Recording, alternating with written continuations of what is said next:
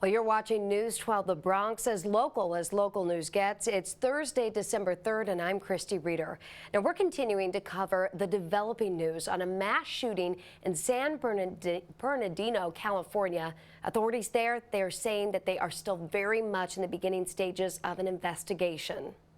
So until we know the motive, or we really have something clear evidentiary based on that motive, I just don't want to weigh in on that right now. Have you ruled out terrorism at this point? Is that still on the table? We have not ruled out terrorism.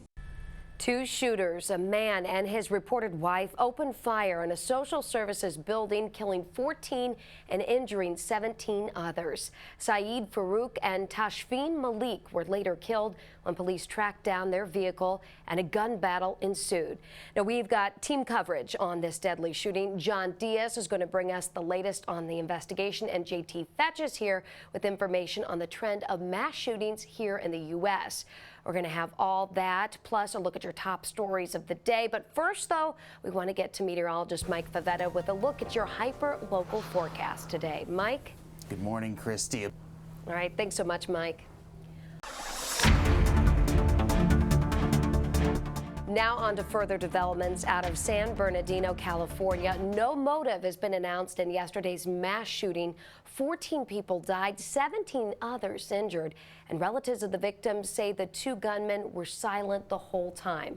We now turn to News 12, the Bronx reporter John Diaz for the latest on this investigation. Yeah, Christy, so much developing really, and the latest, police identifying the pair of shooters as 28-year-old Saeed Farouk and 27-year-old Tashfeen Malik. Now, relatives say the couple, believed to be married, left their 6-month-old child with a family member, reports claiming that they told her they were going to a doctor's appointment, but instead Farouk attended a holiday work party at the Inland Regional Center, and authorities say after angrily leaving the party, he came back with Malik and they opened fire. Relatives of the victims then began to receive horrifying phone calls.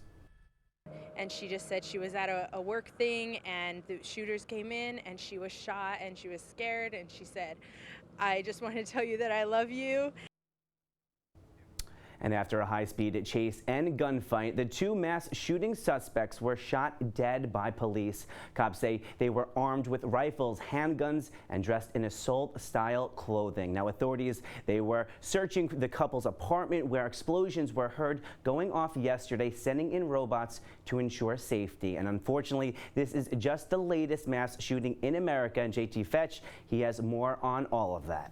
Well, John, this marks the 355th mass shooting this year alone. The horror in California has happened in 46 other states. And of course, less than a week ago, we were talking and looking at a similar scene in Colorado. Friday, a gunman opened fire at a Colorado Springs Planned Parenthood, killing at least 3 people, including a police officer. After hours of chasing and shooting, police finally ended up catching the gunman.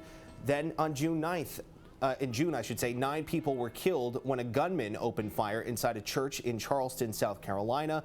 And in the tri-state area, nearly 3 years ago, 20 students and 6 adults were killed at Sandy Hook Elementary School in Newtown, Connecticut. And we are learning San Bernardino County will close most of its offices for the rest of the week. We're told only the most essential services will remain open. Of course, now, with this being an election year, it's a hot topic for the candidates. Yes, certainly. We see a lot of candidates. They're already tweeting out different statements on this. Bernie Sanders, Hillary Clinton saying that this gun violence must stop. That's right. Donald Trump held a moment of silence yesterday before his rally.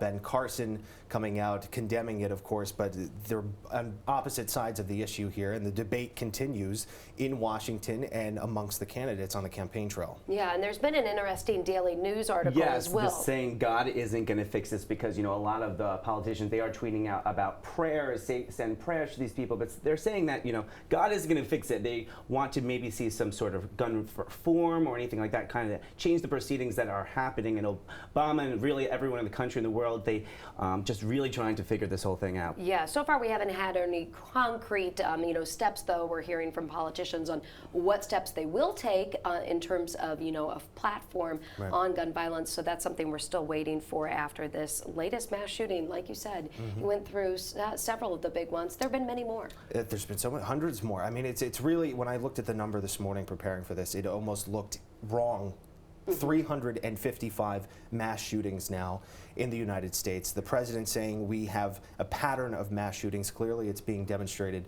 Clearly something needs to be done, and there is a huge debate on how to do it. Yeah, a big story, big developing story. We've been following it. Team coverage here right now. And remember, for the latest on this story, you can keep it to News 12 and online on our website, news12.com, where you can get all the updates.